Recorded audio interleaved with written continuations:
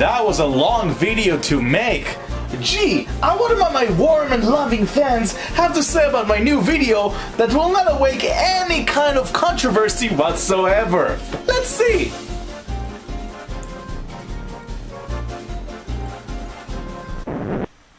No.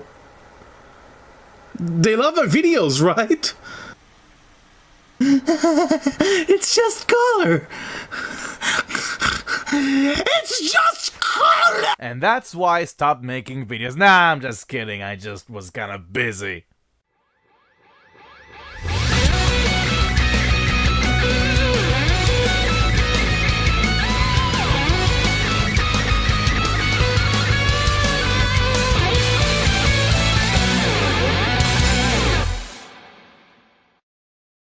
Yes guys, finally back from all the work and school stuff I had to do, but the majority of the time I've been playing this game.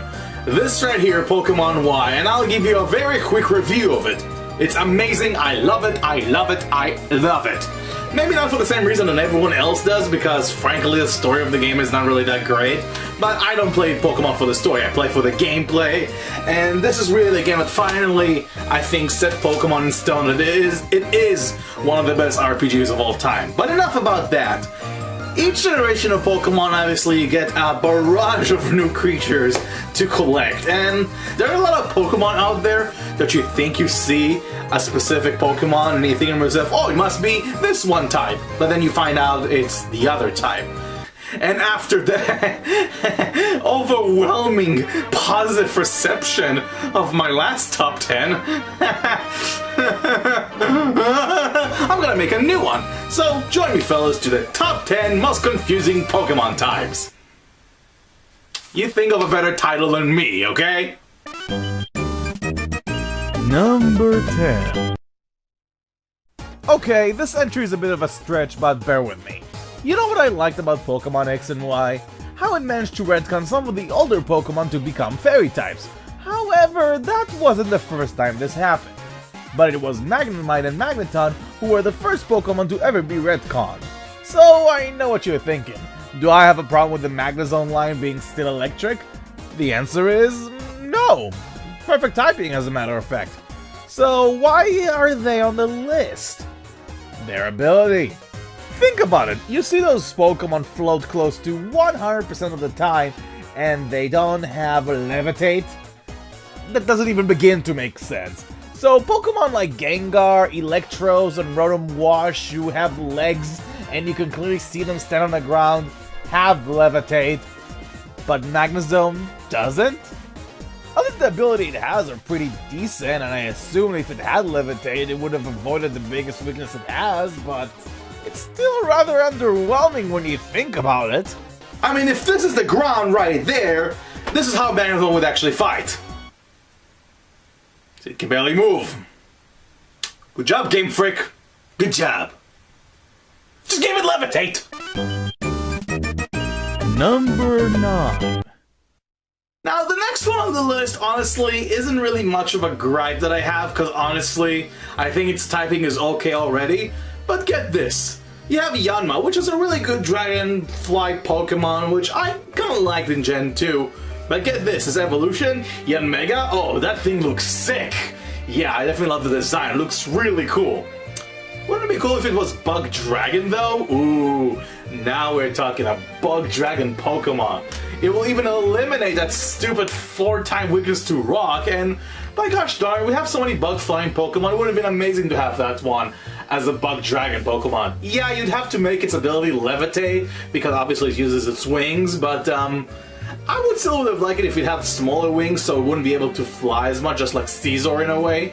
And maybe still retain Speed Boost, because I think that's an amazing ability it has, so small gripe, not a big of a deal.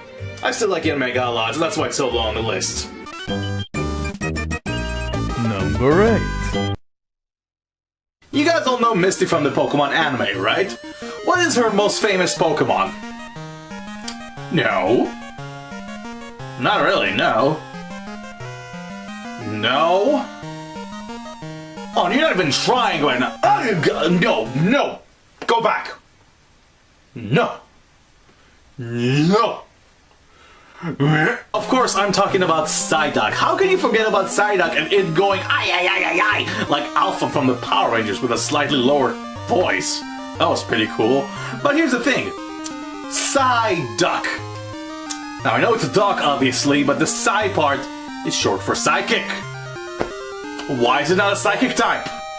I mean, in the anime you see him use Confusion every single time. It should be a Psychic type. Nope, it's another mono water type. Because there's so many of them already in Gen 1 to begin with, we needed another one. And he's probably one of the weaker ones too. So there's absolutely nothing special about it. If it wasn't for the anime, I would have never ever even considered having a Psyduck in my team. Sorry Psyduck, you kind of suck duck. Suck duck? Oh, that was a bad joke.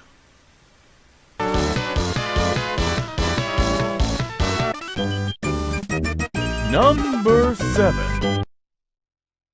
So the next set of Pokemon I wanted to talk about are two normal Pokemon that haven't been retconned to become fairy Pokemon, which are Chansey and Audino. And frankly, I can see why not making Chansey and Blixie fairy types, because they're gonna be able to wall things like crazy. And they're already overpowered as it is, so I can let that slide. Audino, however, I think it would have been cool if it was a fairy type. I mean, it has those like little wings things on his head that makes it look like a fairy type. It's pinkish like a fairy type. It looks more like a fairy type than Snubbull, for example, so it should be a fairy type. Case closed. Next number. Number 6. Okay, wait. Gengar's cool. He's the very first ghost Pokemon that everyone used. Of course Gengar is awesome. Why is he a poison type? That's the question. And here's the problem with Gengar being a poison type. That led to the whole war between Psychic and Ghost Pokemon as if to which one is superior than the other. Back in Generation 1, Psychic types were considered the most overpowered type out there. However, Ghost types were created in order to counter those types, but there was a problem. Ghost attacks weren't even super effective against Psychics back then. At all. And moreover, because of the fact that Ghastly, Haunter, and Gengar were also poison types, Psychic types were also super effective against them. And that made people believe that Psychic attacks are super effective against Ghost Pokemon, because you can barely tell those Pokemon are poison to begin with. I don't even recall one instance that the Pokédex, the anime, or any kind of medium for the matter, mentioned anything about them being poison. I would actually think it would make more sense to make him Dark Ghost, because, I don't know, they're kind of dark, mischievous Pokemon as it is, so might as well make it Dark types. Oh no, poison. At least they make really nice counter to Fairy Pokemon now. Number 5. Now, this is one of those, don't get me wrong, entry on the list, but, Lucario. I have no idea why it's a Steel type. I mean, it's definitely fighting, you can easily tell. But you telling me just because of that tiny little spike over there, he's a Steel type? So let me reiterate this. Just because he has this spike over there, that makes Lucario fighting Steel type.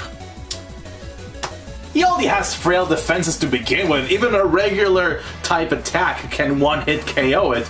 So what's the point of having it as a Steel type? I mean, it can be Psychic fighting because he can read auras. That would be cool. Or maybe Dark fighting because he knows Dark Pulse. That's pretty awesome. Or maybe Dragon fighting. Did we even have a Dragon fighting? No, we didn't have a Dragon fighting. Why not make Lucario Dragon fighting? Yes, he's not really a dragon, but come on. Anubis is kind of a mystical creature, I guess, based on Egyptian mythology. I mean, that would be freaking cool. God damn it, Game Freak. God damn. Number 4. You know, for a Pokemon called Florges, you know, like Flora, really shocking that the Pokemon is not a grass type. It's just Mono Fairy. I can cut some slack with the pre-evolutions, Floette and Flabeep, but for a final Pokemon I expected something a bit more special. But this is not it. Now, you know what's funny about all those three not being a grass type? And now the Pokemon has been retconned to become a grass fairy type. Cotoné and Whimsicott. Yes, the Whimsicott family are now Grass Fairy type.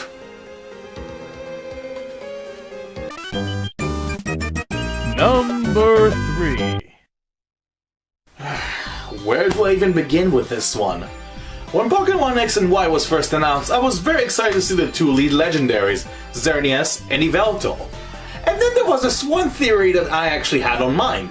Since we have a Pokemon X and in Pokemon Y, we're probably gonna have a Pokemon Z. Therefore, we should probably have a version based on a Z legendary. And that's Zygarde, and I thought to myself, cool, another cool legendary type. And I saw the design, and I thought to myself, okay, maybe not the most exciting design like Xerneas and Yveltal, but I don't know, maybe it can be something cool like Bug Dark, or maybe like Dark Dragon, or I don't know, anything cool like that. It's Ground Dragon. This thing is Ground Dragon. Like, this haven't happened before. I really wish I can appreciate Zygarde more, but Flygon and Garchomp exist and they're already Ground Dragon type. I'm sorry Zygarde, I wanna like you, but as you stand, you're number 3 on my list. Number 2! Imagine this. A tree. What are the first things that you think of when you think of the word tree? You think of leaves usually, yeah. And leaves are really similar to, I don't know, grass, plantation lives. So here comes Sudowoodo, a Gen 2 Pokemon, and it's a rock type? A rock type. Sudowoodo is a rock type. Why is it a rock type? I mean, what? Because the stump is supposed to be made of rock? I don't even get it. I guess the whole idea behind Sudowoodo is that it mimics a tree, so that way it's not an actual tree. It's just a fake tree, so I guess that kind of makes sense. But be honest, if you saw Sudowoodo right now and you don't know nothing about Pokemon, and they would ask you what type you think it would be, I would assume the majority of people are gonna say grass, and to me that's incredibly confusing. And that's one of the main reasons why I never really liked Sudowoodo, because, well, first of all, the Pokemon's incredibly weak to begin with, and second of all, to me, making it a rock type is just a missed potential. I think it would have been really cool to make it a grass type Pokemon and give it a lot of utility moves like Sleep Powder or like Lich Seed, instead of stuff like, I don't know, Mimic and Rock Throw. Yay! Number 1! For the number 1 spot, I'm pretty sure the moment I'm gonna tell you that, everyone is gonna go, yeah, why is that? Or at least some similar reaction to that. You guys ready? Ta-da! So, let me get this straight. Pokemon like Magnezone cannot float, don't have levitate, and yet Gyarados can fly. Gyarados can fly. He doesn't even have a levitate. If you gave Gyarados levitate, that would make complete sense. No, it's not even that. It's a flying type. What? What's the deal with flying Gyarados?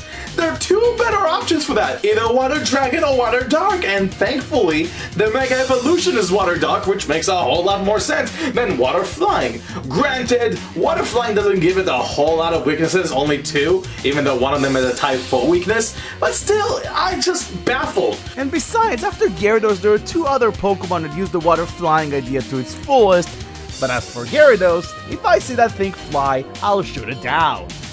He's a magical Gyarados. flying through the sky on a magical Shoot it down.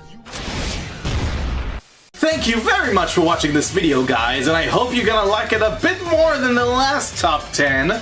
But if you have any other Pokemon you were thinking there was one type, but it turned out to be another type, just let me know in the comments. I read them all the time, although it's hard for me to respond to every single one, but I'm doing my best that I can, of course. So, I hope you maybe want to check my other videos I have here. I would always like it if you can subscribe right there. Just subscribe. Just said subscriber there. We'll click there. You can subscribe to my videos. Like them, of course. Share with your friends. And I'm gonna have a more proper review next time. So look forward to that, guys. And by all means, take care, and of course, let's close it off with a classic blah.